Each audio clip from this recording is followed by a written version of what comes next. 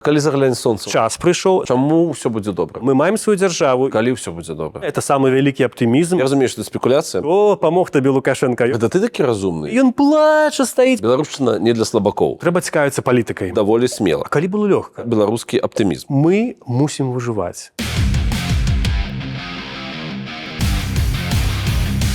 Гэтка жыццё Маліна меня па-ранейшаму клічуць Мікіта Мелказёру. Сёння мы знаходзімся ў Празе, дзе жыве журналіст радыё Свабода Зміцер Гурневіч. Я вельмі люблю ягоны ФБ, таму што там вельмі шмат любові і цеплыні ў дачыненні да Беларусі. У прынцыпе, пра гэта мы сёння і будзем размаўляць. А таксама тлумачыць, чаму беларушчына не для слабакоў. Слава Украіне! Жыве Беларусь! Пачынаем глядзець. Мы з табой прыдумалі, што будзем размаўляць пра беларускі аптымізм. Гэта даволі смела. Скажи мне, ласка, чаму для цябе гэта актуальна? Таму што зараз вельмі страшна. Памагчы можа аптымізм. Выбіраючы паміж адсутнасцю аптымізму і наяўнасцю аптымізму, трэба заўсёды выбіраць аптымізм. Таму што як мы сябе запраграмуем, так ўсё і будзе адбывацца. Гэта прыдумалі не мы, гэта проста даследавалі людзі натуру чалавека, так яно ёсць.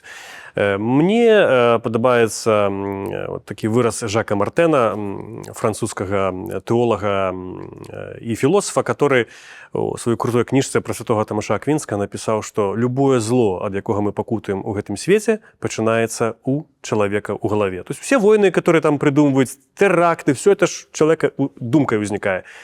Давайте это все отвернем. Калі все кепскае можа ўзнікнуць у галаве, значыць ўсё добра. Як мы себе запраграмуем на стварэнне, на крэатыўнасць, на аптымізм, на вітальнасць, як это называюць, ну так яно і будзе. Ну, так, цяжка, а калі было лёгка?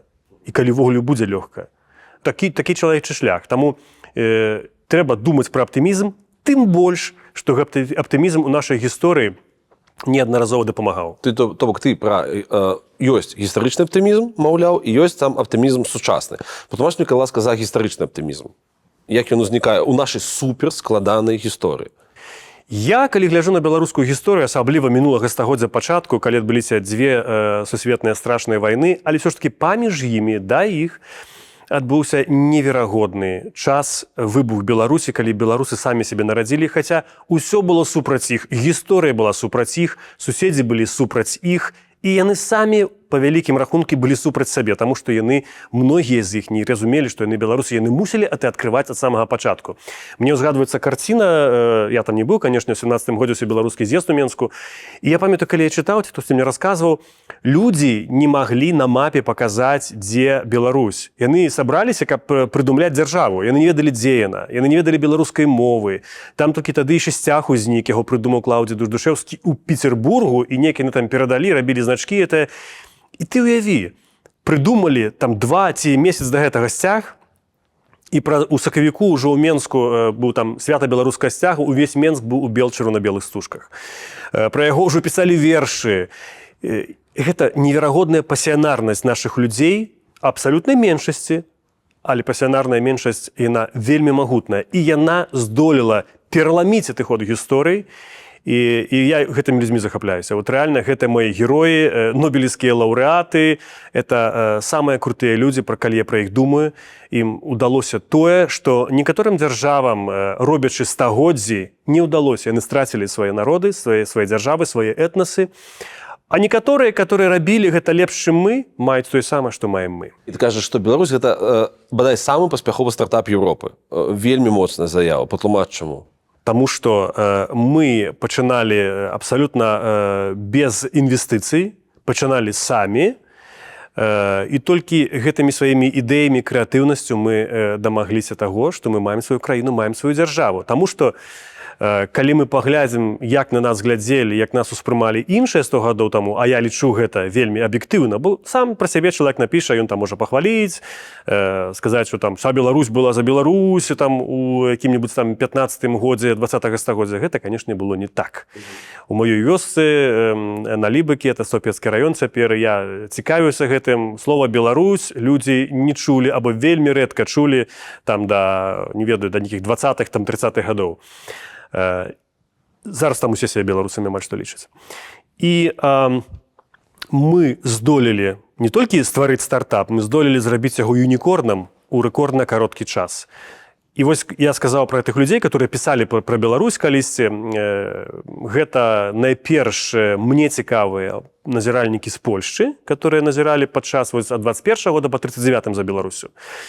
Як яны прыйшлі ў эту заходнюю Беларусь, дзе ўсё ж такі большасць была беларусамі. Там, конечно, былі і ёсць палякі, але большасць там себе лічыла беларусамі. І яны, мы зараз прыйдзем, там адкрыем школу, мы там все зробім.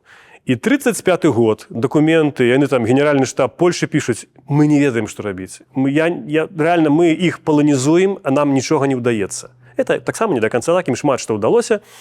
Але у іх была праблема, таму што гэта разыходзілася з іх чаканнямі. Беларусы просто не паланізаваліся так, як было паводле плану Варшавы тады. У 39-м годзе яны планавалі паланізаваць цалкам гародню, наколькі я памятаю. Ну, у 39-м годзе нешта іншае здарылася. Дзеля гэтага трэба было прывесці просто цалкам туды насельніцтва польскае, таму што я разумею, чаму ім было цяжка гэта зрабіць. Таму што гэта было пераважна вясковае насельніцтва жыло, беларусы, которые беларускі этнас, мы это ведаем па мове, там па песнях, па казках, мы вызначаем, што гэта беларусы. Так, мы ведаем, што яны беларусы. Калі моя бабуля спявала, напрыклад, беларускія песні, а не польскія, на ніводнай польскай не ведала, ну то, камон, штосьці тут не так. І атрымліваецца, што гэтых людзей, которые былі там без школ, доўгі час, маю на ўвазе беларускіх, ці увогуле без сістэмы адукацыі ў Беларусі, іх немагчыма было ані русіфікаваць, ані паланізаваць. Яны нічого не ўспрымалі проста, яны былі тутэйшыя, да, якія прыходзілі, людзі гаварылі нейкія дзіўныя рэчы, яны там, што ты мне гаворыш? Да я тутэйшы, я адсюль. Ён, канешне, не разумеў, што ён ужо тады быў беларусам, ён мусіў сябе усвядоміць. І ён з гэтым згадзіўся, ён гэта прыняў, ён зразумеў. Гэта снежны ком, гэта лавіна, і гэта зноў жа тое, што дае мне аптымізм. Тое, што было на пачатку 90-х гадоў, калі пераводзіліся школы на беларускую мову. У тебя же был некий кейс, что ты за 8 дзён перешел на белорусскую мову. У меня была ситуация такая, что я пошел в школу в Восходнем Берлине где-то в 90-м году, здаецца. Бабацька мой военный был, и мы там жили. И я ходил 2 года ў рускамоўную школу. И вот 22 верасня 92 года беларускія вайскоўцы вярнуліся ў Беларусь. Не ўсе, там частка, мой бацька ў тым ліку, мы вярнуліся ў Налібакі, вёску, дзе жила матуля, моя бабуля. І я пайшоў у беларускую школу, бо там іншай ніколі не было. Там адразу пасля вайны была беларуская моўная школа, яна і зараз такая ёсць. І мама недавно знайшла сшытак, фактычна мае першыя беларускія словы. Мае першае беларускае слово было 30 верасня. І я паглядзеў, у мяне практычна не было памылак. То есть я за тыдзень, не ведаючы беларускай мовы, я ўжо пісаў дыктанды, я ўжо пісаў пераказы, то есть я пачуў штосьці, я мусіў па-беларуску это напісаць. Там часам я забываў «у» паставіць над крэсачку над «у». То есть я навучыўся па-беларуску пісаць, а значыць разумець, літаральна за тыдзень. Гэта ты такі разумны? Ці гэта пра... Дзеці імгненна вучацца. Дзеці імгненна вучацца. Гэта таму менавіта на поўдні Беларусі, вот тыя рэгіёны, которые пацярпелі ад Чарнобыля, дзеці, якія ездзілі ў Італію, пасля вакацыі ў Італіі вёскі беларускія па-італьянску гаварылі. Я ведаю такія сітуацыі, калі дзеці паміж сабой, там вот яны не хацелі, каб бацькі чулі, яны па-італьянску паміж сабой прамаўлялі. Таму што яны за месяц маглі вывучыць італьянскую мову. А што казаць, калі ты ведаеш расейскую, ты па-беларуску можаш навучыцца вельмі хутка. А дзеці, гэта як губка, яна хутка гэта ўсё ўспрыме. Менавіта таму я лічу, што калі, дасць Бог, здарыцца той час, калі будуць спрыяльныя ўмовы, не трэба займацца нават людзьмі нашага ўзроўню, узросту маю на ўвазе, у Беларусі, каб перайсці на беларускую мову. Трэба проста, каб быў кансэнсус паміж людзьмі, што займацца трэба дзецьмі. Пакаленнем, якое падрастае, яны пойдуць у школу беларускую, ім значна прасцей будзе. І яны імгненна навучацца па-беларуску. Магчыма, не ўсе, ну так, окей, але навучацца. Я прыблізна разумею аўдыторыю нашага канала і разумею, што тут людзі разумеюць, чаго яны чакаюць, і прыблізна гэта, спадзяюся, атрымліваюць, але чалавек збоку паглядзіць, скажа, ну, зноў змагары пра сваю беларускую мову, да, задзярбалі ўжо. Чаму моўнае пытанне такое прынцыповае для цябе? Моўная і ідэнтычнасці, таму што мова узмацняе ідэнтычнасць. Можна быць суперкласным беларусам, і ёсць суперкласныя беларусы усе. Амаль што, которые размаўляюць па-расейску. Я не бачу в этом вялікай праблемы. Толькі дзякуючы беларускай мове... 90% беларусаў размаўляюць па-расейску. Менавіта, ну, скажем так, што я буду хаваць? У мяне частка сям'і, которые в Беларусі, яны размаўляюць, сваякі, яны размаўляюць па-расейску. Ну, дзе-то ў горадзе, конечно, калі мы сустракаемся ў вёсцы, сустракаліся, мы пераходзілі на беларускую або на тую, на якой мы говорим у вёсцы. Гэта не трасянка, гэта бліжэй да, скажем, такой некай гаворкі літаратурнай, але гэта наша мова. Навошта ты лезеш да беларусаў, гэта са сваёй беларускай беларускай мовай. Ну, я не лезу, я прошу. Да? Мы не у той ситуации и не у той позиции, когда мы можем сказать, эй, слухай, Беларусь, давай выши. Не, мы можем молить и просить их. И тлумачить, когда нехто не разумее. Мы маем пэўны контекст. Это контекст той, что мы суседнічаем з самай небяспечнай краіны свету, Россией. Можа это калісьці зменіцца, і тады зменіцца нашае патрабаванне да саміх сябе, прынамсі тыя, которые я да сябе маю. Але зараз такая сітуацыя, што мы мусім выразна адрозніваць сябе ад гэтай дзяржавы, ад гэтай краіны ва ўсім, што мы робім. І я, як журналіст, ці як хтосьці там пісьменнікі, лідеры думак, яны павінны пра гэта думаць, каб беларусы ні ў якім разе не падпадалі пад гэты ўплыў Расіі. Бо тады яна зробіць з намі што захоча. Калі мы не будзем мець гэтай свядомасці, мы будзем як лісцік на ветры. Бэўтацца туда-сюда проста. Што хочаш ты зробіш, ты любую маніпуляцыю прывядзеш, ты будзеш гаварыць, як калісьці Алесь Краўцевіч гісторык расказвае, ён быў, здаецца, на паштамце і убачыў там што-то, нейкі надпіс «Первая почта на наших землях появилась во времена Петра I в таком-то году». И он подышоў да Косці, кажа, які Пётр I, калі Пётр I кіраваў Расіі, у нас была свая дзяржава, или княства Літоўскае, мы не мелі дачынення да яе. Мы толькі амаль што праз 100 гадоў сталі часткай расійскай імперыі. Прычым тут эта пошта, у нас все сваё было. Люди так не думаюць. І для іх гэта як бы, магчыма, нічога страшного. Ну так это ж как бы, ну там істарычна. Не, гэта вельмі важна. Таму спажываць трэба беларускі контент, который робім мы, думаць трэба беларускімі катэгорыямі, каб нас не захапіла Расія найперш у галаве, таму што все, як я ўжо кажаў на пачатку ад Жака Мартена, так, все пачынаецца ў галаве. У меня жонка псіхатэрапеўт, она таксама кажа, што вот як ты себе запраграмуеш, так яно і будзе.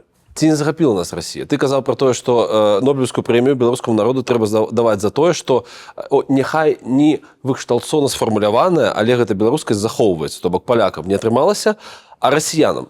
Ці не падаецца табе, што ўсё ж такі расіяны больш паспяховыя наконт сваёй русіфікацыі? Ну, натуральна, што калі гаварыць пра мову, яны былі больш паспяховымі, таму што яны прыйшлі, проста зрабілі гэтыя школы паўсюднымі, паўсюдную адукацыю. Калі палякі так зрабілі свой час і мелі такія інструменты, якія меў Савецкі Саюз, там Расія, яны б, канешне, таксама так зрабілі.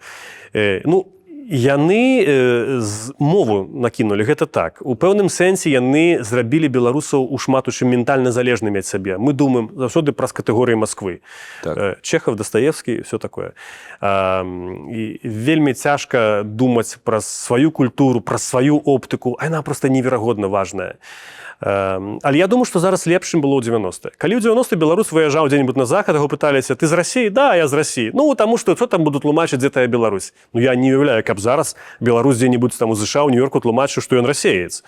То есть гэта проста неверагодна. І гэта паказвае як бы моц свядомасці.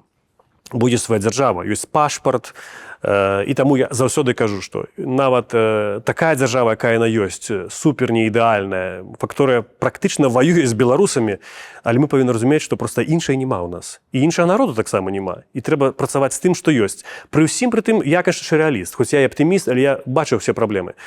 Але рэалізм дае мне якраз аптымізм, таму што я бачу, як людзі, напрыклад, у маім юнацтве, которые былі, умоўна кажучы, там, за Расію, яны пастаянна глядзелі навіны Першага каналу, яны там думалі партія «Единая Россия». Зараз яны пра гэта не думаюць. Для іх это іншая краіна, так, блізкая, там, можна сказаць, брацкая, некаторыя лічаць яе, але гэта другая дзяржава. У іх там сваё, а у нас сваё вяселле. І гэта трэба падтрымліваць. І я б увогуле сказаў, нават падтрымліваць тых людзей, которые ў рамках гэтай сістэмы робяць усё, каб Беларусь не стала часткай Расіі і ментальна, і фізічна, там, эканамічна. Мы вельмі шмат у чым залежныя ад Расіі, но много, конечно, па ўласным жаданні, таму што мы там не хочам пісаць заявы на беларускія класы, на беларускія школы, але зноў жа гэта залежыць, гэта трэба зразумець, так, дайсці да гэтага. Сам чалавек гэтага не зразумее, гэта трэба, каб нехта гэта сказаў. Гэта трэба, каб была эліта, которая табе пра гэта скажа. Эліта, которая служыць свайму народу, гэта яе задача. Патрэбна, каб была нацыянальная дыскусія. І таму меня здзіўляе, калі часам людзі, ты гаворыш пра мову там, ці пра свядомасць, што вы там вечна таскаецеся, зменіцца сістэма, тады пачнем пра гэта гаварыць. Не, пра гэта трэба гаварыць кожны дзень, бо гэта механізм, як штосьці нараджаецца ў твоёй галаве. А Расія гэта робіць паслядоўна. Яна пра гэта гаворыць бясконца, ты ўключаеш шоу «Танцы на льду», ты ўключаеш там пра нейкія дзеці, которые спяваюць, яны спяваюць у пілотках, яны славляюць расійскую савецкую армію. І гэта мілітарызм, гэта велікасць, фанабэрлівасць расейская, яна паўсюль там проста ідзе. У нас трэба проста максімальна адключаць у сваёй галаве, каб гэта проста было як мага найменш. Таму што, прабач, нас проста найпрасцей, нас проста зманіпулююць. Ну, калі мы не будзем займацца сабой, зоймуцца іншыя. А ў нас гэта зоймецца толькі Расія. Ну хто, латышы будуць займацца Беларусю, Літва, палякі, дужа палякам 100 гадоў тая Беларусь не патрэбная. Для іх якраз такі выгадна палякам, каб Беларусь была беларускай, таму што тады гэта надзейны буфер ад Расійскай Федэрацыі. Ось табе скажуць, што окей, все вы пра гэтую Расію, але і расійскую мову, але вось ёсць Швейцарія, ёсць Бельгія, ёсць Ірланда, і жывуць неяк нармалёвыя еўрапейскія краіны. Чаму мы не можам быць такімі ж? Окей, ці Італія... Это пытанне моўнае. Так, я разумею. Ці Італія, напрыклад, абвяшчала такую дактрыну, як італьянскі свет, рускі мір. Ці яна гаварыла, што там яна будзе пашыраць... і Рымскую імперію узнаўляць. Там, дзе гавораць па-італьянску, там будзе Італія. А ў Швейцарыі гавораць па-італьянску, там кантон ці больш. І все ж ад кантэксту залежыць. Мы не можам у вакууме браць нейкія прыклады, а вот там в Канадзе нет, напрыклад, канадскай мовы. Так у іх няма суседа, который хоча іх захапіць. Там, яны заваявалі з Амерыкай один раз, здаецца, коротка. У нас іншая сітуацыя. То есть, як бы, мало таго, што нас захапіць хочуць, так у нас ще ў Беларусі ёсць янычары-здраднікі, которые, в прынцыпе, з вялікім задавальненнем аддалі бы эту краіну цалкам пад Расею і перарабілі яе ў Расею. Таму што, ну, какая разница? Зато вот танная будзе нафта, будзем багата жыць. У прынцыпе, Беларусі самая танная нафтагаз, але мы не жывем найбагацей у Еўропе. Таму, як бы, мы маем аргументы паказаць памылковасць гэтай палітыкі. І гэтыя прыклады пра Бельгію, пра Швейцарыю, яны, ну, абсалютна, прабач, некашэрныя, так? Таму што яны пра іншы свет, яны пра іншых людзей. Па-першае, та самая Бельгія, яна складаецца з розных частак. Там фламандцы, так самае ў Нідерландах, там Фландрыі розныя. Это людзі, которые сябе інакш адчуваюць. У іх все ж таки адчуванне ідэнтычнасці, яно дзяржаўнае. У нас все-таки этнас беларускі, ён жыве. Натуральна, наш нацыяналізм не мусіць быць этнічны, але мы ж павінны разумець, што гэта дзяржава існуе толькі дзеля таго, або дзякуючы таму, што калісьці яе стварылі беларусы з-за беларускай мовы, за беларускай культуры, беларускіх традыцый. Мы ведаем, што вот гэта яны. Гэта мапа Карскага, яна склалася дзякуючы мове беларуская. Чарнігаўская трохі там нават захоплівае, ні ў якім разе не трэба нічога не хацець ад Чарнігаўшчыны, у нас таксама шмат украінскіх уплываў. Але я кажу пра тое, што все гэтыя мапы маляваліся менавіта па моўнай прыкмеце, і без мовы проста беларусаў не было б. Ну просто не, і я думаю, што іх не будзе. Калі цалкам знікне лаяльнасць, уже я не кажу нават гаварэнне на беларускай мове, але лаяльнасць да беларускай мове, это ўжо будзе не тая Беларусь, которая зможа захавацца. Пра то, як Марзалюк кажа, каб Беларусь існавала 1000 гадоў да прышэсця Хрыста. Так вот, она не будзе існаваць, калі мы цалкам проста адрынем это ўсё. Бельгія будзе існаваць, бо для яе гэта ніколі не было прынцыповай справай. І ў яе нема Расіі, ні Францыя не збіраецца захапіць ніякую Бельгію. Англія не збіраецца захопліваць і не гаворыць пра гэта Ірландыю. Зрэшты, у Ірландыі ёсць каталіцтва, которое, іх бы лічы нацыянальнай рэлігіі, это ўжо іх адрознівае ад ангельцаў, дзе англікане жывуць. У іх ёсць велізарны пласт культуры, якому яны суперлаяльныя. То есть, ну, у іх ёсць свае песні, свае мелодыі.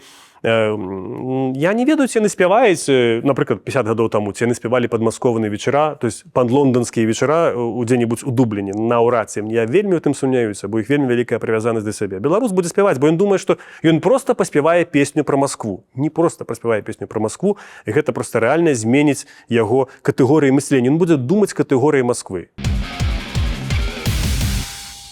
Ты кажаш, што пасіянарнасць беларускіх герояў дазволіла скласціся гэтаму паспяховаму стартапу і скласціся, адбыцца гэтаму цуду, захаванню Беларусі. Запітчы мне, калі ласка, топ-5 герояў, якія вось у цябе на гэтым п'едэстале стаяць. Ну, найперш, это, канешне, Каліноўскі. Кастусь Каліноўскі, гэта палітычнае нараджэнне Беларусі. У майго калегі Сергея Бламекі цэлая кніжка пра гэта ёсць. Ён вот рэфлексуе над тым, мне здаецца, ніхто да гэтага такога не рабіў. І лісты, і публіцыстыку, і это паказвае проста, гэта ўжо сказаў Олег Латышонак, іншы гісторык, нарадзіўся палякам, памёр беларусам. Это пра Каліноўская. І пасля яго ўжо ўсё пайшло зусім інакш. Окей. Гэта першы Гэта чалавек. адзін, так. Напэўна, Антон Луцкевіч. Яго, конечно, трэба з братам разам з Іванам гаварыць. Без Антона Луцкевіча не было б ніякай БНР. А гэта вельмі, значыць, моцна, што не было б магчыма і БССР. Антон Луцкевіч – гэта вот рэальна той герой, якога хочацца прынты насіць на майцы. Гэта чалавек вельмі адкрытых поглядаў, прагрэсіўных. Ён лічыў, што беларуская ідэя, здаецца мне, ён паўтараў Вальтэра. «Жыві сам і дай жыць іншым». Это вельмі круто сказано. Ён такім сацыял-дэмакратам быў левым. Ну, в прынцыпе, тады ўся беларуская інтэлігенцыя, амаль уся яна была левай. Луцкевіч – гэта суперкруты чувак. Это 2, 3. 3. Гэта Вацлаў Ластовскі.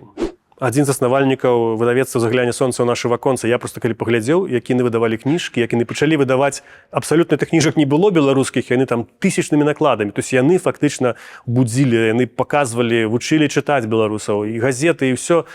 Вацлаў Івановскі. Гэта пра ролю інтэлігенцыі, так? Эліты, якая паказвае прыклад. Гэта пра ролю людзей, которые, будучы людзьмі з арыстакраты і шляхты, яны выбіралі заведама пройгрышную ролю, будь беларусам, так?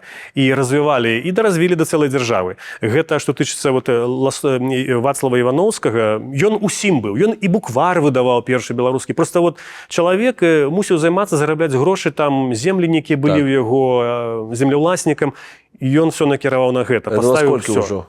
Это 3 ўжо. 4 я б назваў Магдалену Рыдзвіл, напэўна. Гэта мецэнатка наша. Жанчына, которая не шкадавала грошай, без гэтага нічога не было б. Спансаравала і нашу Ніву, і Богдановича. То есть, гэта вельмі важна, конечно, мець грошы, бо адна справа ідэя, другая справа грошы. Вот яна это мела, і мела просто цвёрдую пазіцыю такую. Гэта суперважна, асабліва цяпер, калі мы гаворым пра тое, што жанчыны шмат гадоў да гэтага шматстагоддзя яны былі на маргінесе, так? Нам вельмі важна паказваць таксама такіх гераінь, якія проста павінны быць прыкладам, такіх шмат людзей. І 5? Я хіба што кагосьці з 90-х гадоў трэба назваць. Я думаю, што гэта быў бы Пазняк. Зенон Пазняк, тут трэба правільна разумець, гаворачы слова Зенон Пазняк, я не маю толькі персанальна аднаго яго, таму што ўсё ж такі за ім былі людзі, которые яго падтрымлівалі, которые яго таксама вынеслі, на которых ён абапіраўся, гэта Беларускі народны фронт. Гэта ўсе людзі, і з тымі, з кім ён канфліктаваў пазней, калі фронт разваліўся, для мяне і той фронт, як бы яны рабілі тую самую справу, і тыя самыя людзі, которые падводзілі да гэтага. Ён аформіў гэту новую беларускую ідэю, і я думаю, што наступныя пакаленні, калі ўжо Зенон Славович не стане, дай Бог яму здароўя доўгіх гадоў жыцця, все ж таки ён той камертон, на якога шмат хто будзе абапірацца. Я зараз кажу не пра палітыку, я кажу выключна пра нацыянальную ідэю. Якая твоя любимая рыса беларусаў? Ну, моя любимая рыса беларусаў, яна ж, магчыма, і самая нелюбівая, калі з іншага боку паглядзець, гэта асцярожнасць. Гэта разважлівасць, памяркоўнасць. Гэта ў нашай сітуацыі, у якой мы ёсць, гэта золата, таму што мы вымушаныя былі гістарычна выжываць паміж рознымі суседамі, которые ваявалі паміж сабой. Там Наполеон ідзе, ён там все выпаліць. Расейцы дзесьці ідуць, невядомая вайна, про якую пісаў Геннадзь Цыганович, вона вядомая, 17 стагоддзя, 1654 год, траціну Беларусі вывезлі ў Расею. І вось мы мусім выжываць. Мы пастаянна мусім разумець, што небяспека прыйсці можа, ну, цяпер это з аднаго боку пераважна. Я думаю, што гісторыя, я цікаўлюся гісторыяй, хаця не гісторык ніякі, я бачу, што, вот, напрыклад, рызыкоўнасць, рэзкія рухі, яны, конечно, могуць зрабіць шмат плюсаў. Яны твораць гісторыю, людзі там становяцца мільярдэрамі, калі яны рызыкуюць. Але ж гэта працуе абодва бакі. Это рызыкоўнасць, рэзкасць, яна вельмі часта людзей прыводзіць да вельмі крывавых наступстваў. Людзі трапляюць у вір проста вот такога. І, натуральна, не толькі асцярожнасць павінна быць, а яна вельмі класнае пачуццё. Яно як бы прымушае чалавека дбаць, так, думаць, пастаянна рэфлексаваць. Ці правільны гэты крок, а гэта аснова. Ганна Арэнд, філосафка, которая там была на процессе Айхмана у Иерусалиме, которая книжку написала целую про банальность зла, и она и тлумачила, что любое зло берется от того, что мы не задаем себе пытанняў. Немцы у 30-40-е гады таксама не здавалі сабе шмат якіх пытанняў. Яны просто все рацыяналізавалі, выкінулі з галавы просто гэты блок, который мае адказваць за крытыку, крытычнае мысленне. А мне падаецца, што асцярожнасць з крытычным мысленнем вельмі звязаная. Ну, пры гэтым как бы ёсць і адваротны бок. Там, я не ведаю, калі мы пачыналі гэты сезон здымаць ва Ўкраіне, я наслухаўся пра цярпіл, вось так, вось прыблізна. Не, ну, мы разумеем, як бы эмоцыі украінцаў, яны абсалютна апраўданыя адносна беларусаў таксама, бо мне б таксама здавалася, калі б на нас напалі з боку Украіны, а украінцы нічога як бы не зрабілі, мільёнамі не выходзілі на вуліцы і не спынялі расійскую армію, которая праз Украіну заходзіць, я б той самы казаў, хутчэй за ўсё пра украінцаў. Это абсалютна зразумела. Але слухай, ну усе цярпілы, у нашым рэгіёне усе цярпілы былі. Я абажаю тыя размовы там ці з літоўцамі, ці з якімі-нибудь латышамі, палякамі. О, вы там постоянно сядзіце, не вылазіце. Пардон, а вы калі атрымалі незалежнасць?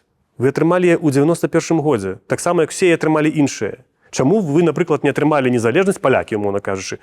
Ну, у 75-м годзе, або нават у 81-м, калі ў іх салідарнасць там нарадзілася, мільённыя пратэсты, Гданьск, Валенца.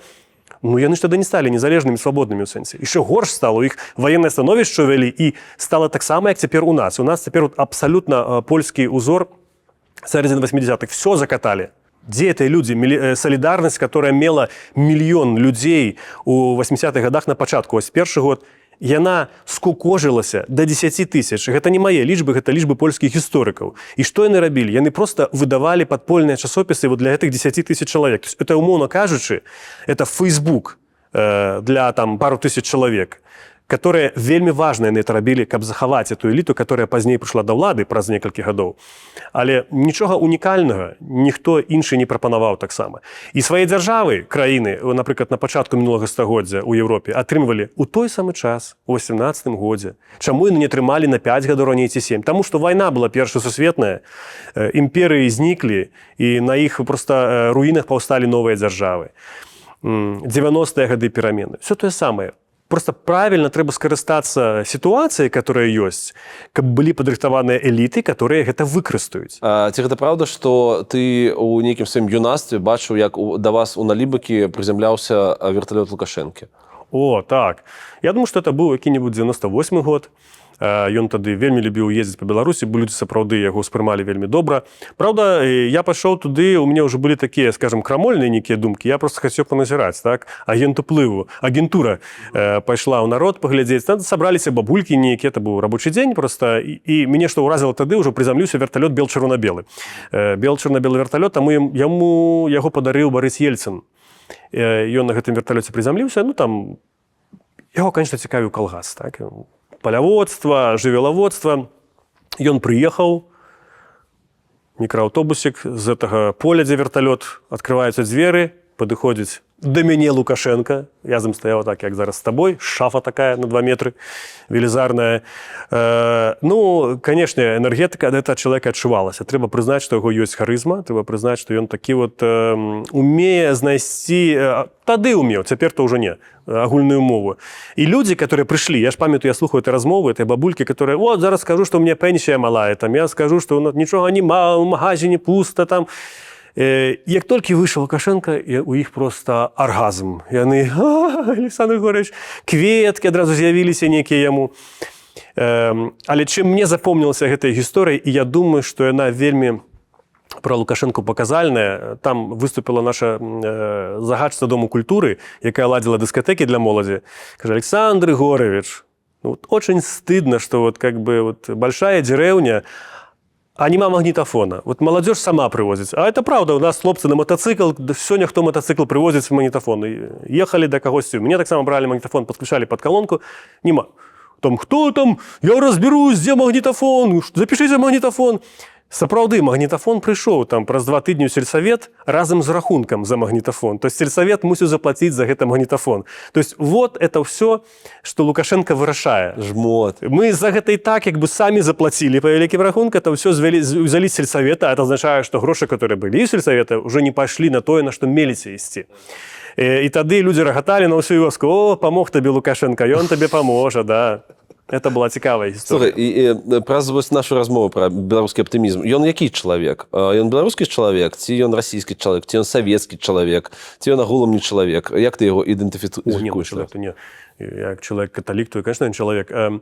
Не, ну гэта, вось, калі мы гаварылі пра 17 стагоддзя, пра гэту вайну расійскую супраць Вялікняства Літоўска, калі на да Вільні зайшлі, спалілі палову Беларусі, траціну беларусаў вывезлі, русіфікавалі, кніжкі нашы палілі, все вывозілі, русіфікавалі, і гэта пазней узмацнілася там у расійскай імперыі. Яны спрабавалі нас перакруціць. І вот на вялікі жаль, ён прадстаўнік той часткі насельніцтва, з якой гэта зрабіць удалося. То есть перакруціць гэтую свядомасць. Натуральна, калі ён сябе лічыць беларусам, я ж не магу яму забараніць лічыць сябе беларусам, але гэта нават не базавая камплектацыя беларуса. Базавая камплектацыя беларуса, як Сергей Дубавец файна напісаў, ён пра літоўцаў пісаў сваю кніжку «Занзібар» апошняй. Фантастычная кніжка. Яна, базавая камплектацыя беларуса, яна ўсё ж такі іншая. Яна, ну, не такая, зусім не такая прарасейская, нахальная. І мне не важна, што ён думае. Магчыма, ён так не думае, як ён робіць. Ён робіць так, таму што яго проста такое адчуванне, што так трэба рабіць. Але мы ведаем наступствы. І это наступства такога, ну, я ведаю, што гэта пафасна можа гучыць, но это такое нешта вот такое, мы ведаем з гісторыі янычарства, но это здрадніцтва. Это абсалютна здрада са сваёй краіне, таму што ён не можа не разумець, што гэта народ у выніку яго палітыкі, што ён губляе сваю проста асаблівасць і адасобленасць. Так, беларусы не паміраюць з голада, гэта нават не 90, хаця яны ў нас былі іншыя, чым у Расіі. У нас зразумела, што краіна вырас узровень жыцця за гады незалежнасці, но не мог не вырасці, таму што 30 гадоў все ж такі это адцінак часу, і нават у Паўночнай Карэі ён вырас. Магчыма, у яго могуць быць нейкія добрыя намеры, што вот запушчу заводы, беларусы будуць працаваць, прыходзіць нейкі парадачак, а это потом разберомся там з всеми этими справамі. Толькі у тым месцы, дзе ён знаходзіцца, тая краіна, каля якой ён жыве, ён мусіць разумець, ён даже не зразумее, я разумею, я ў того паветра гавару, іншы кантэкст, все іншае, іншая оптыка павінна ў нас быць. І ён, на вялікі жаль, вот тое, што мы сябе павінны выціскаць, як я кажу, эту расейскасць такую, ну, падданасць просто, ментальную падпарадкаванасць. Я думаю, што гэта не маска яго, это вот адданасць Расіі была некая там славянскі базар быў, ці што, і там хто там, Бабкіна, ці хто, «Рускае поле» спявала, і там яны баўталі нейкімі такімі пакрываламі, як быццам бы «Рускае поле». І ён плача стаіць, паказваць у Лукашэнкі слёзы льюцца, «Рускае поле». Блин, якое «Рускае поле». І я думаю, што вот ён рэальна, яму это вот там Пахмутова, все это вот блізкае такое, встреча камуністычнай маладзёжы, там сцяжкі розныя. Ну, чалавек вырас на гэтым. І беларусы пашлі далей за яго ўжо, яны перараслі яго. І тое пакаленне ягонае, яно нашмат наперад пайшло, а маладзейша то ўвогуле ўжо, ён ужо іх не дагоніць проста. Я разумею, што это спекуляцыя. Я разумею плюс, што ў цябе вельмі моцная каталіцкая пачатак, так? Ёсць у нас пытанне. Калі б ты гісторыя паўтарылася, і ты б вось на такой адлегласці быў з Лукашэнкам, але б у тебя была зброя. Ты бы ее скарыстаўся? Не, конечно, не. Мне дзеці пыталіся пра гэта неаднаразова. Думаю, і яны вельмі перажываюць, што не могуць паехаць у Беларусь. І яны пыталіся пра гэта. Вот што б ты зрабіў, калі б там ты апынуўся з ім там у адным пакоі, у цябе была зброя? Ну, напэўна, зброю я б не выкарыстаў. Так. Але тую некую фізічную сілу, которая мае маладзейшую за яго, ну, штосьці прынамсі, я думаю, што б скруціў бы яго, каб яго арыштаваць. Это калі гаварыць ужо пра некую абсолютную фантазію, я разумею, што гэта не станецца, але твоё пытанне пра фізічнае як бы забойства, не, я б чалавека не забіў ніводнага. Я мяркую, мне цікава, давай паразважаем, што я задаю гэта пытанне, і яно ў большасці выпадкаў яно заходзіць толькі вайсковым, якія выкарыстоўваюць гэту самую зброю. Ці, можа быць, гэта не па-беларуску браць і забіваць чалавека, які з'яўляецца твоей праблемай? Ну, мне падаецца, што гэта ўвогуле не наша гісторыя. Зверні ўвагу, калі мы говорим пастаянна пра аптымізм і гледзячы на гісторыю. Это мы з табой дваём размаўляем пра аптымізм, мы павінны мець в галаве, што, магчыма, гэта вось для нас размова, для дваіх. Менавіта. Ну, я спадзяюся, што людзі таксама зразумеюць, што калі думаеш добра і добра будзе.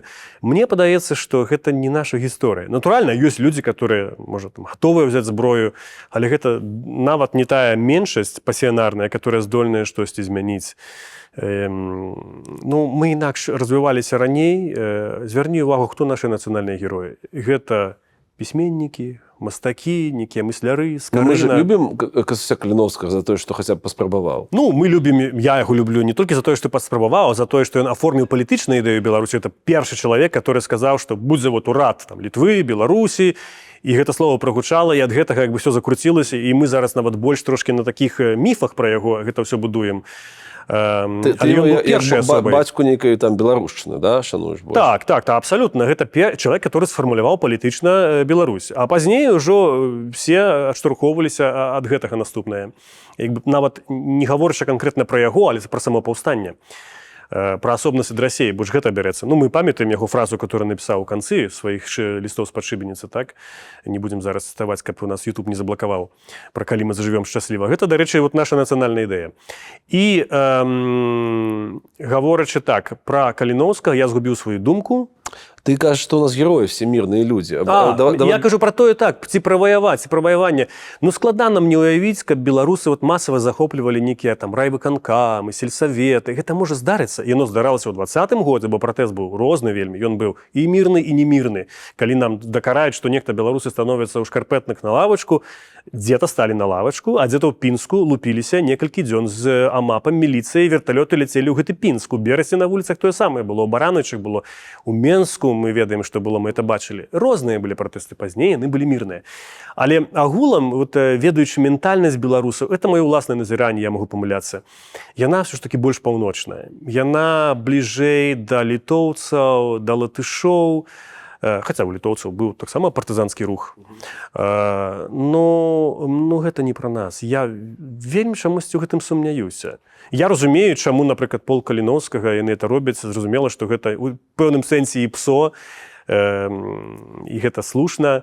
Вот все эта спробы ствараць войска беларускае там у міжваенны час, там падчас першай светнай вайны, яно цярпела паразу. Можа, таму і праблема ў нас? Можа, таму мы ніяк не можам себе сфармуляваць?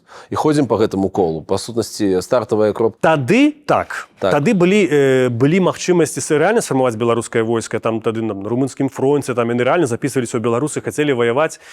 Ну, так склалася гістарычна, я не люблю эту фразу, калі проста фронт апынуўся проста гэтай нашай тэрыторыі, і імперыі ў гэты час былі вымушаныя вырашаць і вырашылі так, як вырашылі. Ну, гісторыю мы не адвернем, але ў гэтым ёсць таксама і пазітыў, што як бы там ні было, мы маем сваю дзяржаву і мы можам зараз яе трошкі інакш фармуляваць і сваю ідэю, і сваю дзяржаву. Яна не ваяўнічая, яна там сапраўды мірная, і наш нацыяналізм, калі ў добрым сэнсе гэтага слова, калі мы пра яго гаворым, ён не ваяўнічы, ён вельмі інклюзіўны. Беларусы, гэта і беларускія татары, беларускія габрэі, і беларускія расейцы, которые, я думаю, што найхутчэй асімілююцца, становяцца беларусамі.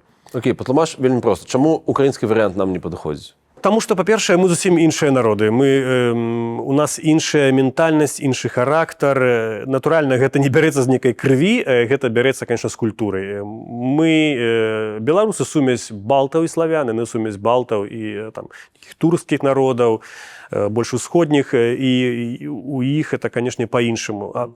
А па-за тым, у іх, канешне, зноў жа, я не досі казаў пра гэта, но нацыятворчая частка украінцаў, як і мінімум 20%, которая ў любой сітуацыі заўсёды падыме шаблю і будзе змагацца, у іх яна ёсць нейкі мінімум, у нас гэта значна менш.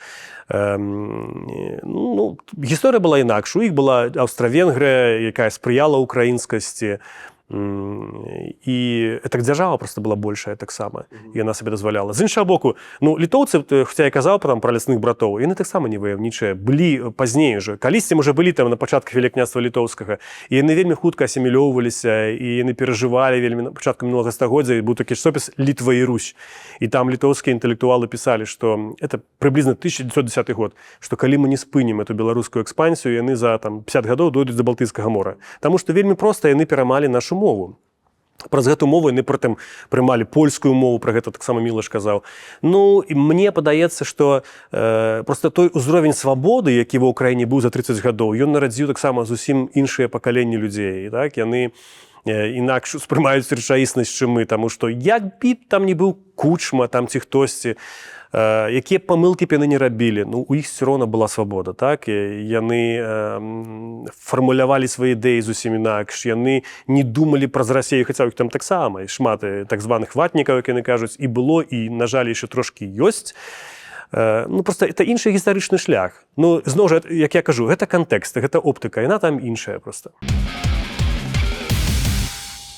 Самы круты беларус у сусветнай гісторыі? Гэта Скарына.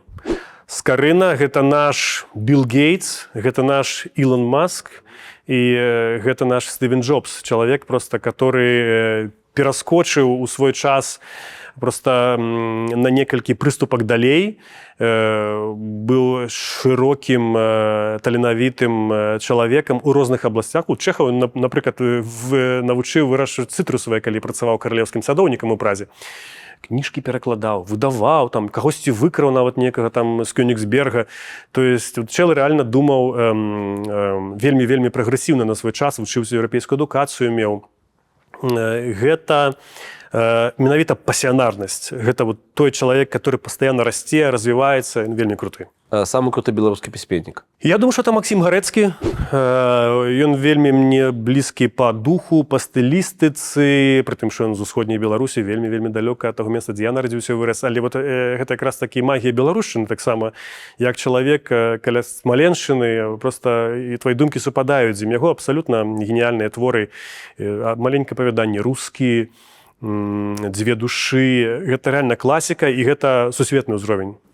Лепшы беларускі мастак? Ой, я тут назову хіба што не беларуса па паходжанні, але чалавека, который жыў у Беларусі, пісаў свае карціны пра Беларусь. Гэта Фердынанд Рушчыц з Валожанскага раёна, мястэчка Богданаў. Ёсць славутая карціна «Зямля». Там, дзе намалёвана лепшае беларускае неба. Там, дзе лепшае беларускае неба. У яго такіх шмат карцін, дзе прыгожае неба, пра касцёл. І я б меў смеласць называць яго беларускім мастаком, але, канешне, ён быў палякам. Окей, лепшы беларускі спартовец? Ну, мы говорим про спорт, а не про ідэалагічную напоўненасць. А табе гэта важна ці не? Ведаеш, што мне было прыемней, калі б чалавек дбаў не толькі там, калі ён спартсмен пра спорт, але як чалавек з эліты, а это все-таки эліта, каб ён служыў свайму народу, свайму грамадству. Але ты ацэньваеш тэхнічна зараз? Тэхнічна, не, я думаю, што гэта бясспрэчна, гэта Сабаленка.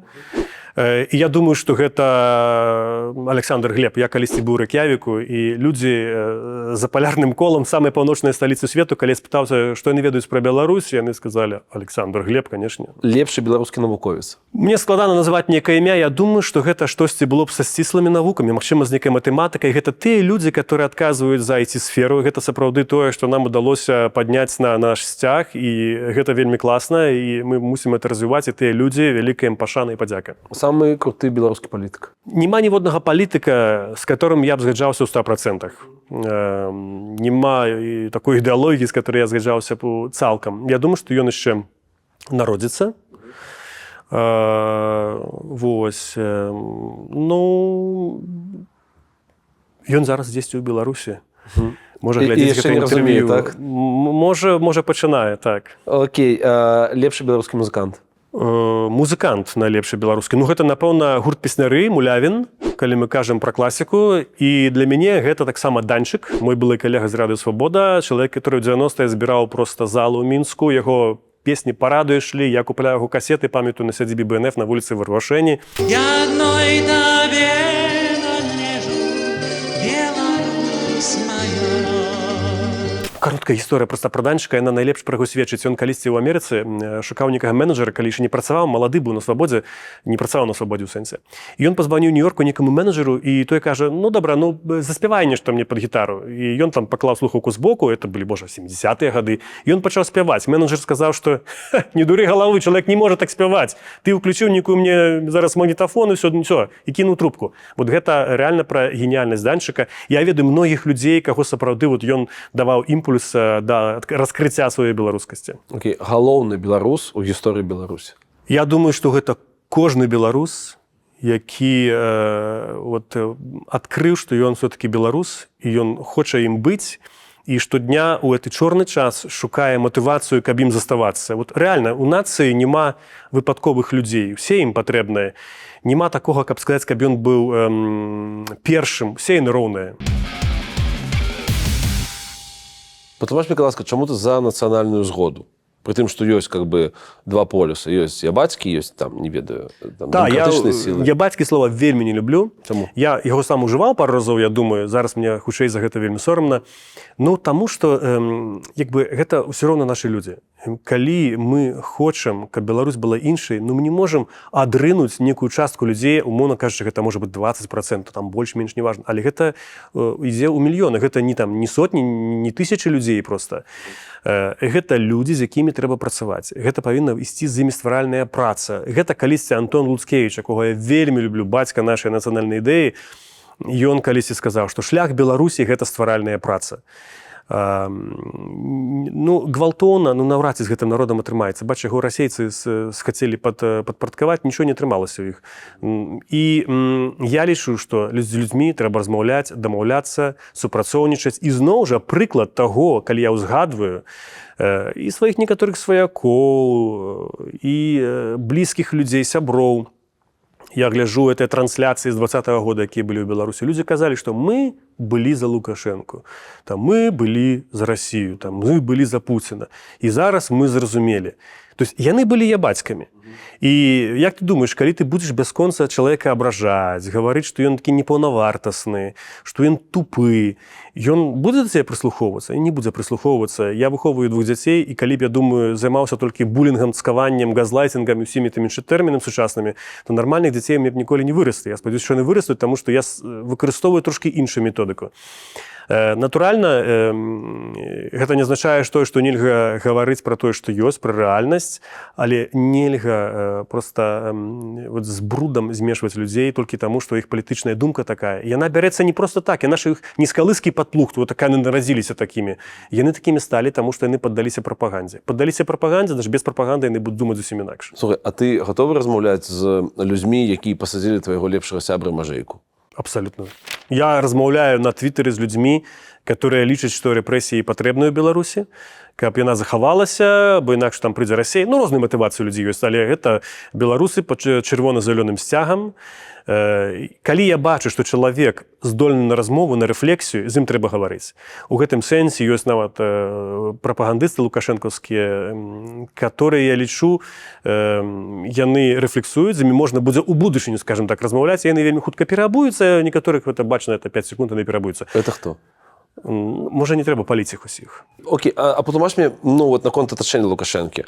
Ты бачыш там нацыянальна арыентаваных людзей? Ці яны все такія же, як ён? Такіх нацыянальна арыентаваных, як у маім разуменні, што я б хацеў бачыць гэта ну, вельмі мала людзей. Ты сёння назваў просто гэтага чалавека, ты назваў Марзалюка. Так. Гэта хутчэй плюс ці мінус для вот той Беларусі? Гэта плюс, гэта абсалютны плюс. Я думаю, што за кожную такую магчымасць мы павінны чапляцца, таму што ну, ніхто гэтага там не зробіць. Я часам гляжу яго, часам, усе інтэрв'ю гляжу, слухаю, чытаю.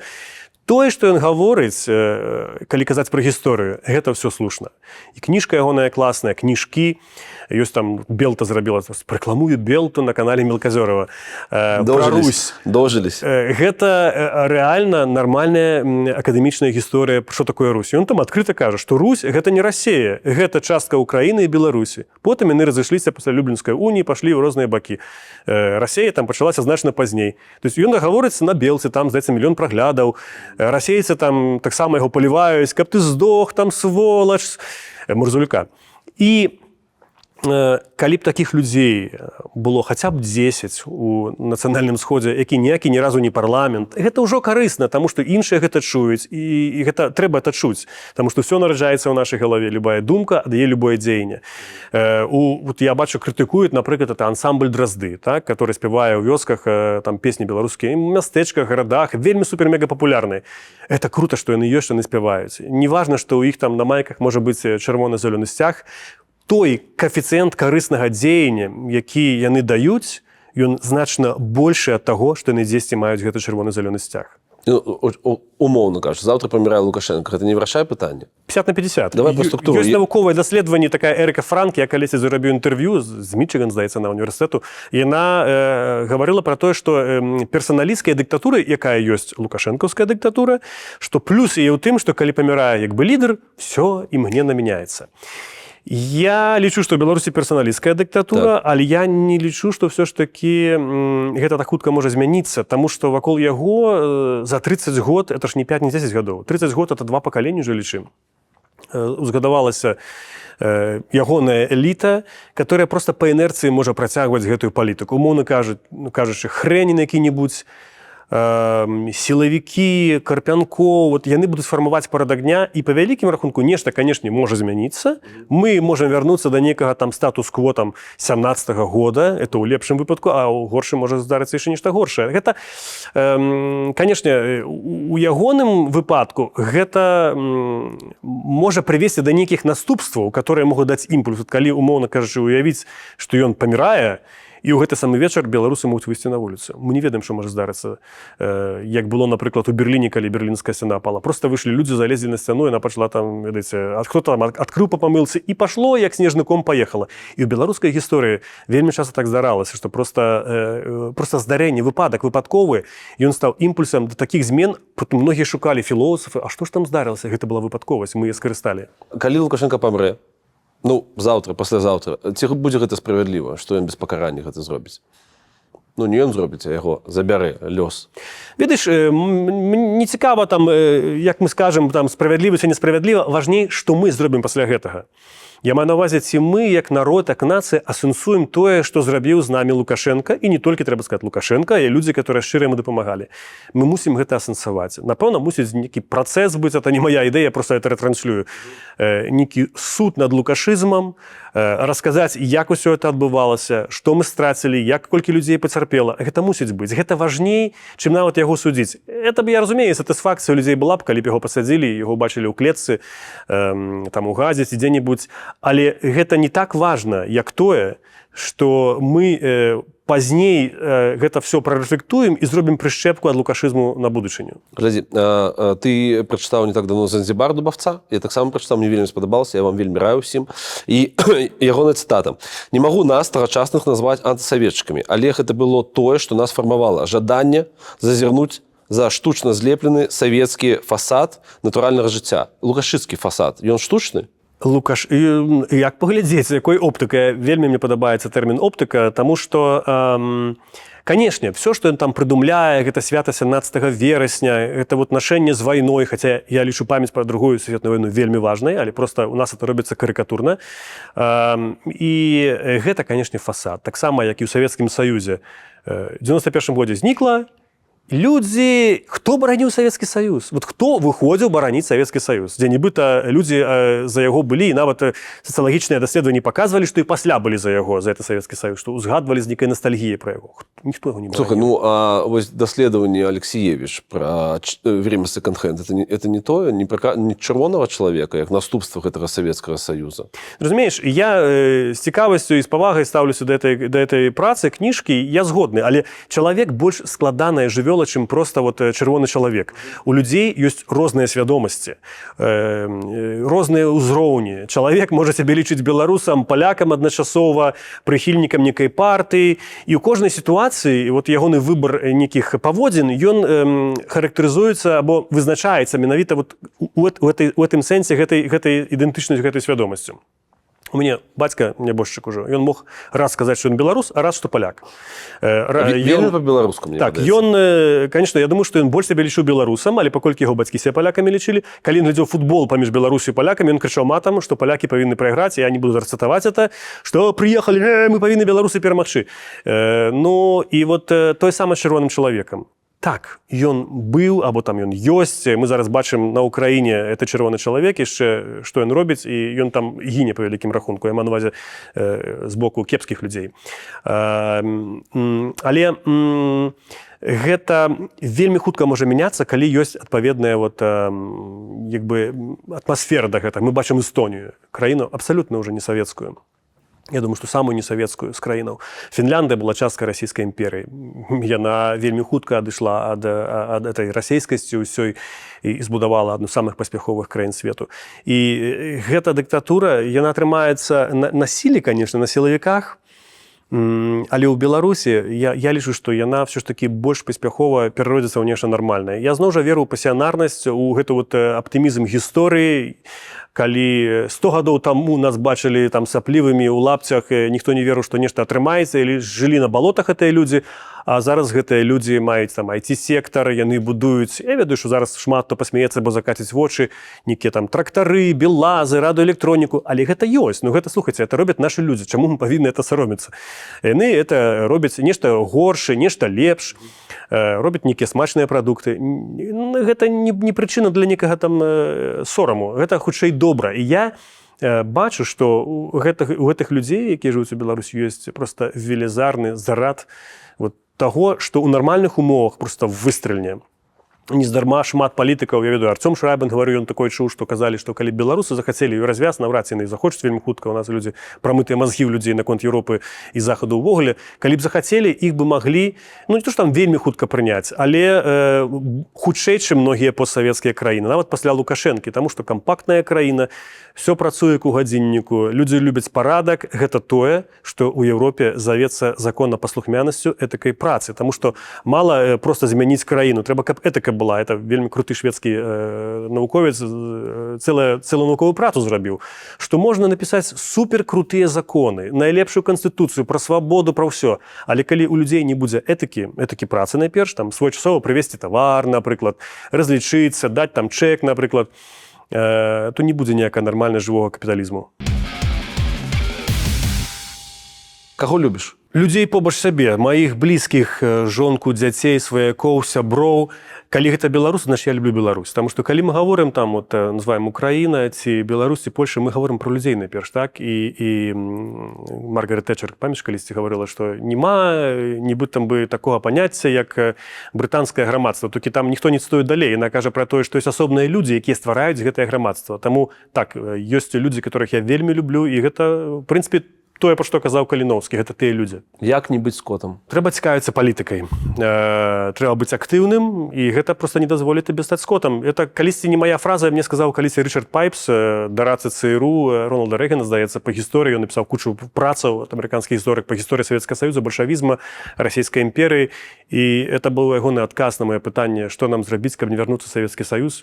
Просто трэба цікавіцца палітыкай. Это вельмі, вельмі важна. Мы часам не разумеем это, наколькі важна быць актыўным. Але вот заходнія грамадствы, там швейцарскае, якое мы лічым ідэальнымі, ці нават польскае, это людзі, которые цікавяцца палітыкай, і іх зараз вельмі цяжка у это ярмо кінуць зноў. Окей, ці пахне чабор?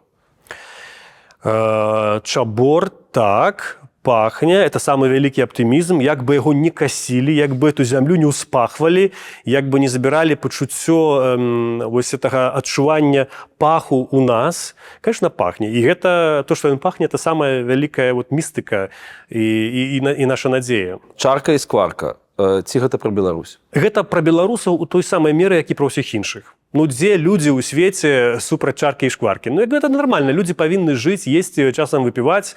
У гэтым няма нічога кепскага. Іншая справа – это заганна, калі это становіцца самамэтай і галоўнай як бы, якасцю жыцця. Але это, напэўна, не пра беларусаў. Ну, ты ж разумееш, што цэлую нацыю спрошчваюць вось да гэтага. Гэта вельмі прымітыўна. Гэта неправільна. Разумееш, цэлую нацыю па некай частцы людзей, гэта вот то, што я кажу, што вучыць гісторыя не быць катэгарычным. Гэта вельмі катэгарычнае сцверджанне, а звычайна такія катэгарычныя ацэнкі, яны вельмі хлуслівыя. Можа, так і трэба? А это мы вырашым, ці так трэба. Это все індывідуальна. Нешта трэба, нешта не трэба. Напэўна, гэта фраза таксама не пра беларусаў, бо калі так вот пра нас гаворыць, што о, так яны пастаянна зусім згаджаюцца, это зусім не так. Як бы, можа, такі трэба, беларус прыкінецца часам дурачком, і гісторыя это вельмі шмат паказвалі. Ён прыкінецца дурням, што ён п'яны, а зробіце так сваё. І вот гэта столькі ў гісторыі такіх прыкладаў было, і потым людзі не разумелі, як это у беларусаў атрымалася. Менавіта таму, што яны гавораць так, а потым зробяць па-свойму. Лягчэй стане сэрцу, калі што? Ну, калі будзе братняя душа некая, разам з іншым чалавекам. Трэба заўсёды мець сябра, партнёра, партнёрку. З іншым чалавекам заўсёды прасцей. І калі ёсць супольнасць, гэта будзе значна прасцей. Калі ты знаходзіш людзей па падобным гістарычным лёсе, з падобнымі думкамі, ідэямі, то есть трэба знайсці сваю душу яшчэ. Калі заглянь сонца ў наша ваконца? Калі мы так вырашым. Калі мы так вырашым, калі мы падрыхтуемся, калі адпаведныя будуць умовы да гэтага, разумееш, сонца ж мы ж не плываем на сонца, яно само выйдзе, а мы там проста фіраначку можам адкрыць. Як паказвае наша гісторыя, мы рэагуем все ж такі сітуацыйна на многія рэчы. І не толькі мы, многія народы свету. Часам это нейкія выпадковасці. Галоўнае быць гатовым, што Соніка зараз знае, што эта пара прыйдзе, быць падрыхтаванымі да яе, бо інакш проста мы тады всю нашу будучыню, мы проста променем, она паралельна з намі пройдзе. Як ты тлумачыш феномен беларускасці, за якую няма ніякіх дывідэндаў, а ёсць толькі там галаўняк? Ёсць вельмі класная сітуацыя, галоўна, каб не расплакацца, калі пра это расказваць. Ёсць на Віцебшчыне, не хочу называць зараз і прозвішчыка, проста чалавека не падставіць. Чалавек габрэйскага паходжання. Ён быў здаецца, калі не памыляюся, ён быў у жываце сваёй мамы, ці, ва ўсякім разе, мама яго была цяжарная падчас Другой сусветнай вайны, а была габрэйкай на Віцебшчыне, і яе немцы вялі ўжо на расстрэл. Так. За яе заступіўся нейкі настаўнік беларускай мовы, который таксама там штосьці быў ці перакладчыкам, ці кімсьці, і ён пачаў гаварыць, што не-не-не, гэта жанчына там не габрэйка, яна там это самае, там некага там пакісялі там сваячка, я яе ведаю, давайте не будзем расстрэльваць яе. Ён яе выратаваў ад смерці. І гэты сын, ён стаў беларускім адраджэнцам. Ужо ў гадах ён паважаны чалавек, і яго садзілі ў гады лукашызму ў турмы, там пастаянныя нейкія рэпрэсіі, штрафы, ператрусы, шмоны ў хаце. І маці тады яшчэ жыла і пыталася, чаму ты габрэй, чаму ты пашоў да гэтых людзей, да беларусаў, чаму ты мучаешься? Ён кажа, што мама, што я не магу, таму што это людзі мяне ўратавалі. Вот што мне зараз нават слёзы, это вельмі цяжка, гэта пытанне сумленнасці проста. Калі ты бачыш, колькі ты людзі нацярпеліся, ты не можаш прайсці проста, ты мусіш ім дапамагчы. І я таксама у гэтым сэнсе, разумееш, мог бы быць палякам, напрыклад. Мае сваякі, мае продкі, яны лічыліся палякамі. Я правильно разумею, што цябе агулам гадавалі ў польскай традыцыі? Ну, і гадавалі, это можа моцна сказана, в сэнсе, я гадаваўся ў атмасферы людзей, которые сябе лічылі палякамі, і па вялікім рахунку я б сёння мусіў гаварыць, што я паляк. Так? У сям'і, магчыма, гэтага не было, але там касцёл польскамоўны, і гэта... Разумееш, я, калі бачу проста эту несправядлівасць адносна Беларусі, беларускай мовы, увогуле гэтых людзей, што яны пастаянна нейкія лузеры гісторыі. І гэта пытанне проста рэальна сумленнасці, памагчы стаць адным з іх, проста каб так іх ратаваць. Но я разумею, што гэта супер-пафас, можа для людзей это можа некаторым будзе незразумела, але так у гісторыі было. Самыя крутыя беларускія дзеячы, которые былі нашай гісторыі, которые стварылі Беларусь, яны вялікі адсотак з іх, яны хутчэй сталі і іншымі. Павінны быць былі або расейцамі, або палякамі. Мулявін, расеец, песняры. Тое, што ён зрабіў з беларускай музыкай, тое, што ён зрабіў, як ён паўплываў на гэта ўсё. Антон Луцкевіч мог стаць палякам, Вацлаў Яноўскі мог стаць палякам, яго там адзін брат стаў літоўскім дзеячом, другі стаў польскім дзеячом.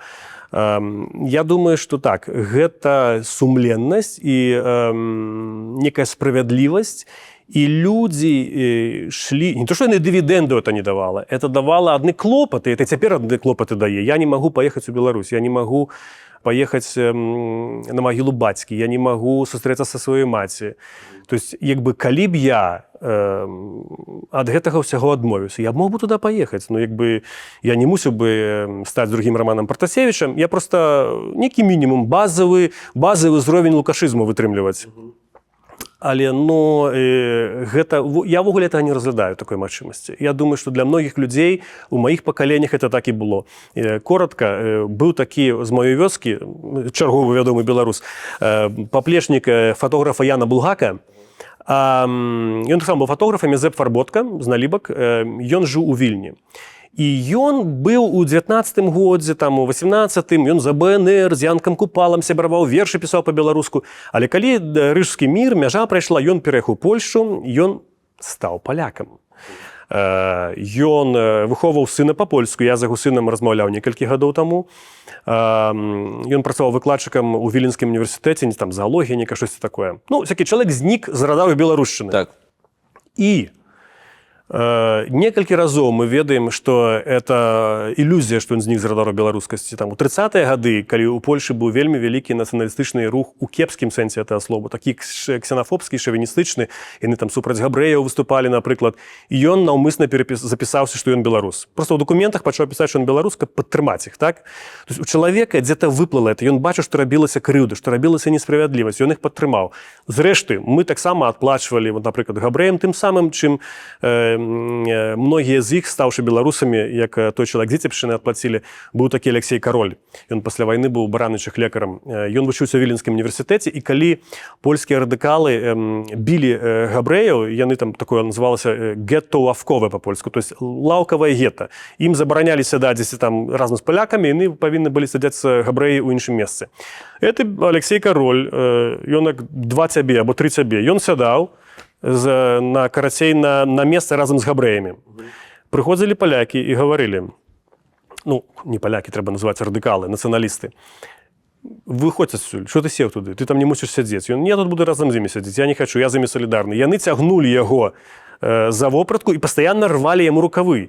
І маці, это дзе-то ўспамін захаваўся, ягоная пыталася ў сяброў бясконца, чаму майго там Лёшкі пастаянна абарваныя рукавы? Я не разумею, таму што Лёшка, ну ніхто не гаварыў гэтага мацеры, але ён таму што бараніў габрэяў, проста ён лічыў несправядлівым, што да людзей так ставяцца. Я думаю, што ў гэтым жывучасць, вот у гэтай этыцы такой, жывучасць гэтай ідэі, таму што я думаю, што ну, грошай яна, напэўна, нікому не прынясе. Яна прынясе толькі выдаткі, яна прынясе толькі праблемы там, з Акрэсціна, Сіза. І адзінае, што яна можа чалавеку прыносіць, это адчуванне, што ён робіць сапраўды добрую справу. Беларушчына не для слабакоў. Згодны? О, так, это, здаецца, хто там? Сакрат Яновіч сказаў, это не для слабакоў. І многія людзі гэтага не вытрымлівалі, кідалі. Вот, нават мой зямляк Язэп Фарботка перайшоў пазней у польскасць, хаця таксама не да канца гісторыя ясная, ну, доўгая тэма, але гэта рэальна справа для вельмі моцных людзей, которые ведаюць, чаго яны хочуць. І яна абавязкі таксама ж накладае, да? Калі ты маеш дзяцей, трэба выхоўваць дзяцей па-беларуску. Бо што ты за беларус, калі ты прымушаеш на ўзроўню рыторыкі іншых гаварыць па-беларуску, а ты сам з дзецьмі не гаворыш па-беларуску. Это праблема ў Беларусі для многіх, таму што школа рускамоўная, на вуліцы дзеці па-руску гавораць. Як это зрабіць?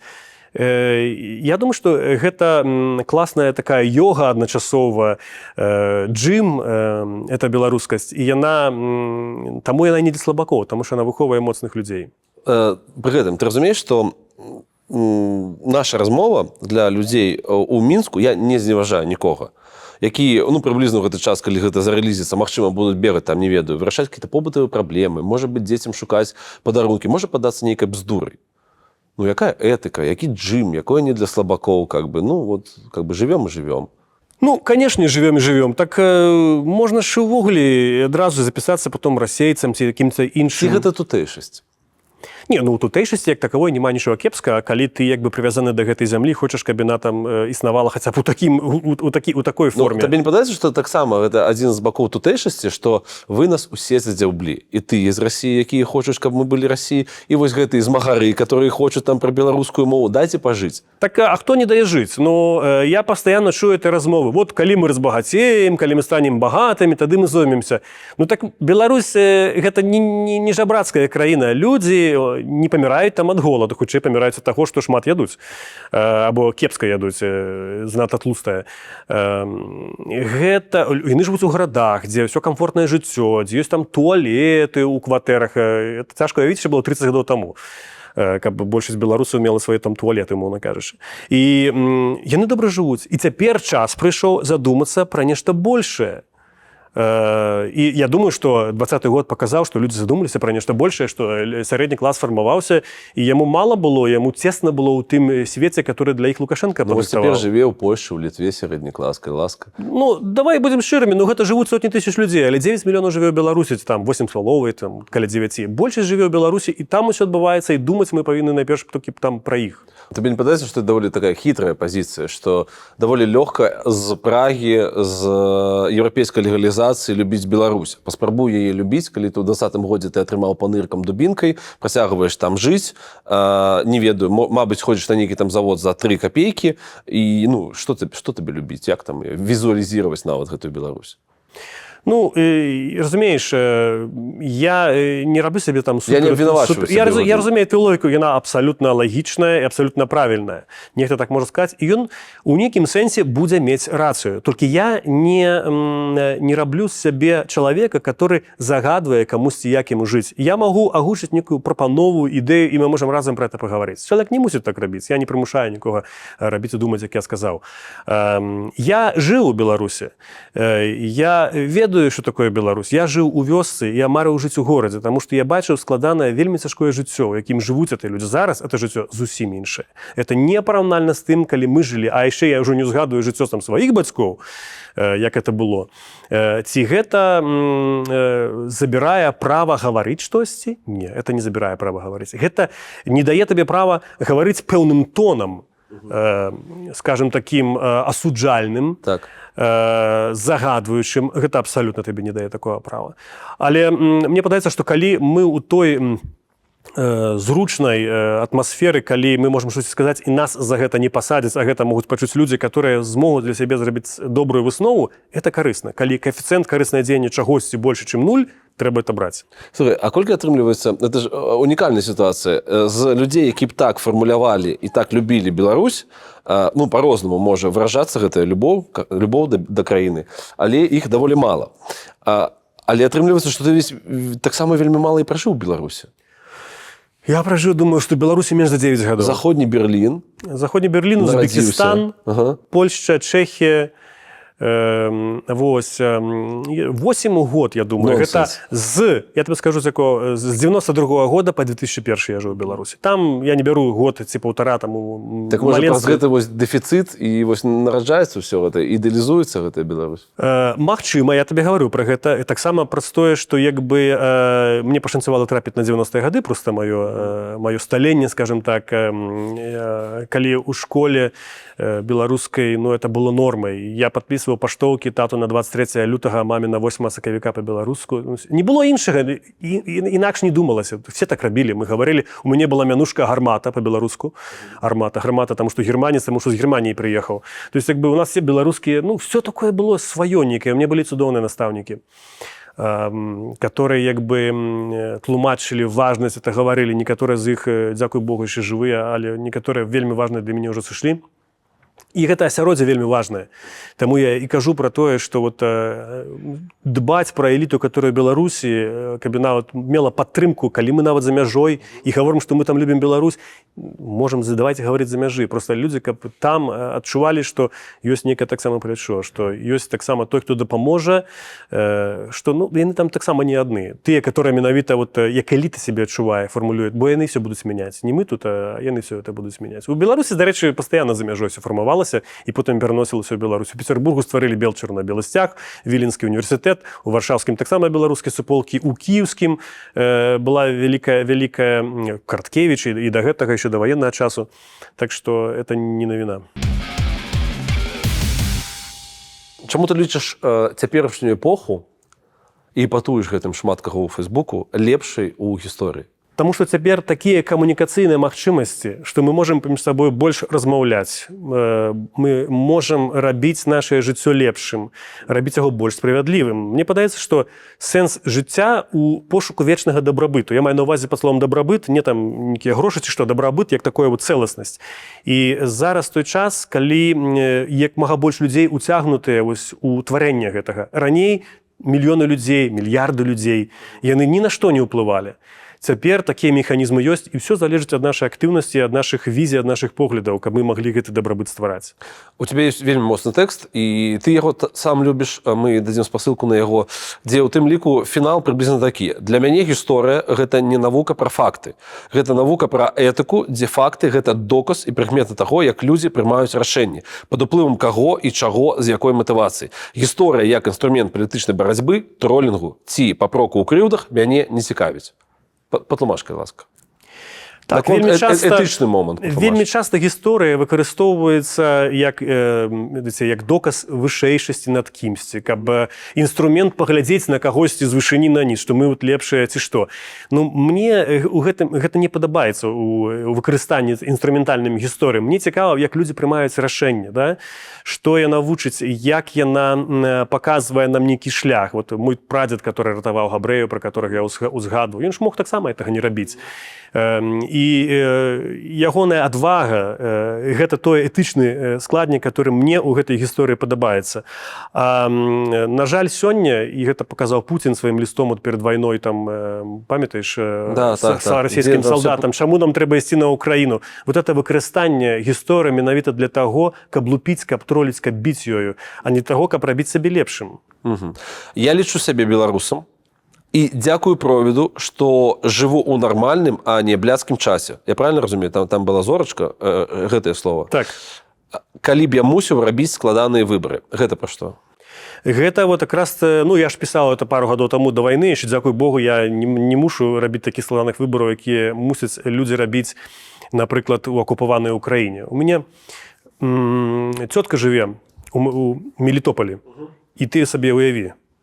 Яна беларуска, которая любіць Украіну, і яна зараз жыве ў акупаванай Расіяй тэрыторыі. Як яна сябе паводзіць? Яна вымушаная хадзіць у нейкі офіс едзінай Расіі па нейкую гуманітарку, таму што яна не мае дзе працаваць. Што яна мае падпісваць, што яна мае гаварыць? Гэта цяжка, гэта складаныя выбары. У мяне, дзякуй Богу, такога няма. А час бляцкі ці не? Не, час заўсёды аднолькавы, проста ў розных месцах ён па-іншаму ідзе. Таму, канешне, глобальна нельга абагульняць, гаварыць, што ён такі. Але ўсё ж такі у нас ёсць магчымасці рабіць яго менш такім. Чаму ўсё будзе добра? Таму што мы думаем, што будзе добра. Мы сябе запраграмоўваем на лепшае. Мы ў сваёй галаве будуем візію чагосьці добрага. Всё зло нараджаецца ў галаве, і таксама ўсё дабро нараджаецца ў галаве. Калі ўсё будзе добра? Ну, некалі будзе, все будзе добра. Ты кажаш пра тое, што не верыш... Усё добра ніколі не будзе. Окей. Ты кажаш пра тое, што дапускаеш, што пры тваім жыцці беларускамоўнай Беларусі не будзе. Чаму? Ну, таму што для гэтага трэба, каб вырасла цэлае пакаленне ў сітуацыі, калі там, напрыклад, будзе беларуская школа. Гэта, умоўна кажучы, 20 гадоў ад моманту, калі это трэба пачаць. Ну, мне ўжо 41. Ну, як бы я гэтага, напэўна, не заўважу, не ўбачу, і ведаючы проста, як это павольна будзе ў нас рабіцца, наўрад ці. Нічога страшнага, бачыць мае дзеці, мае ўнукі, магчыма, племяннікі. Ну, слухайце, мы ж не жывем толькі вот тут і зараз. Мы працягваем жыць у нашых дзецях, у нашых унуках, і гэта нармальна. Ты казаў пра тое, што лёгка ніколі не будзе, гэта как бы уже там наш вайб. Ну, калі цалкам, да. Беларускі. І людзі і ў 20-м годзе, і как бы гэта засталбілася думка да гэтага часу, казалі, што калі вось заўтра вось так змяняецца ўлада, гэта не азначае, што наступае нейкі парадайз. Гэта азначае, што будзе вельмі і вельмі цяжка. Як ты лічыш праз гэта? Ці не патрэбна нам дыктатар іншага кшталта, который бы дырэктыўна рабіў гэтую беларускую Беларусь, каб не было сітуацыі, калі там умоўны прарасійскія дэпутаты могуць насаджваць думкі там з... Не, по-любому я супраць дыктатуры. Я працую у такім сродку масы інфармацыі, дзе ў кодексе запісана дэмакратыя, правы чалавека, адкрытасць і свабода, і гэта рэальна крута. Но больш за тое, я ўвогуле супраць дыхатаміі, гэтай там нейкі лідар, моцны кіраўнік. Ёсць класная штука, як парламенцкая дзяржава, мы павінны на гэтым канцэнтравацца, і гэта проста некая гарантыя нармальнага існавання краіны. Ну, не гарантыя. Ну, дэпутатаў можна пакупаць і гэтак далей. Дэпутаты могуць, не ведаю, там... Кампрамісы трэба шукаць, разумееш? Калі няма большасці, то ты не знойдзеш кампраміс. А ў парламенце заўсёды трэба шукаць кампраміс. Трэба дамаўляцца. А калі чалавек адзін, можа, яго дах паедзе, мы не ведаем этого. Шмат такіх было. Неверагодная спекуляцыя нумер раз. Намалюй Беларусь праз 10 гадоў. На жаль, я аптыміст, але гэта по-любому не будзе проста. Нават калі адбудуцца перамены, ты сам пра гэта сказаў, шмат што прыйдзецца мяняць, і я думаю, што гэта будзе такая бурлівая сітуацыя, калі нам трэба будзе прызнаваць памылкі свае, што мы рабілі не так, хто здраджваў, хто не здраджваў, хто вёў не туды, хто забіваў. Гэта непрыемна заўсёды. Але по-любому гэта ачышчае. Ну, гэта як псіхатэрапія. І вот гэты сеанс этой псіхатэрапіі нам трэба прайсці, а ён, напэўна, не будзе лёгкім. Окей, спекуляцыя нумар 2. Вялікая спекуляцыя нумар 2. Беларусь праз 20 гадоў. Тут я ўжо ўпэўнены, тут у мяне ўжо нашмат лепшыя будуць адчуванні, таму што я бачу, якія крутыя пакаленні беларусаў нараджаліся, гадаваліся пасля мяне, бачу, наколькі это адкрытыя класныя людзі, таленавітыя. І біялагічна это чырвоны чалавек, хоць ён там у Беларусі моцна трымаецца, ён ужо адыдзе ў нябыт праз 20 гадоў. Натуральна, будуць іншыя паталагічныя нейкія там характарыстыкі, але гэта ўжо будзе зусім іншая краіна. Жыццё маліна? Калі мы так думаем, калі мы так захочам, то яно будзе малінай. То бок трэба працаваць над галавой, так? Трэба працаваць над галавой, размаўляць, мець братнюю душу, быць супольнасцю, і, напэўна, у гэтай супольнасці прыгожай штосьці файнае народзіцца. Ну, ты ж разумееш, наколькі гэта цяжка, калі ты сам працуеш с навіннай стужкай, і кожны дзень там ахвяры алкашызму, маецца на увазе палізняволены, і гэтак далей, вайна, ну, як падымаць галаву ў гэтай сітуацыі, як яе пераробліваць на пазітыў? Ну як, трэба, хто верыць у Бога, трэба хадзіць у касцёл. Каго адваблівае праца ад кепскіх думак, трэба працаваць, ствараць, падарожнічаць, быць з сям'ёй, ну, любіць адзін аднаго. Ну, у рэшце рэшт, як бы ўсё зроблена і сказана ўжо да нас. Мы можам толькі паўтараць. Дзякуй вялікі. Дзякуй табе. Вялікі дзякуй, што глядзелі гэта інтэрв'ю да канца. Я спадзяюся, што хоць крышачку, але любові да Беларусі пасля прагляду гэтага інтэрв'ю у вас стала больш. Калі ласка, калі для вас бяспечна, не забудзьце падпісацца і глядзець Радыё Свабода, таксама наш канал, ён называецца «Жыццё малінам». Таксама не забывайце, калі ласка, пра наш сайт-праект «Загляне сонца». Слава Украіне, жыве Беларусь, разыходзімся.